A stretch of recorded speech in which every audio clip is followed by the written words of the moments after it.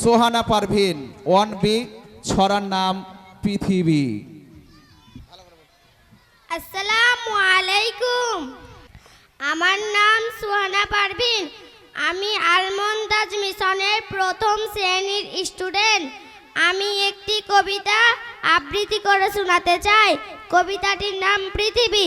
পৃথিবী ক্ষণিক তরে তোমায় আমি দেখতে এসেছিলাম, কি পেলাম তোমার হতে, কি বা তোমায় দিলাম, হক হালাল বুঝিনি তাই গ্রাস করেছি সব, কি জবাব দেব সেদিন যেদিন বিচার করবেন রব।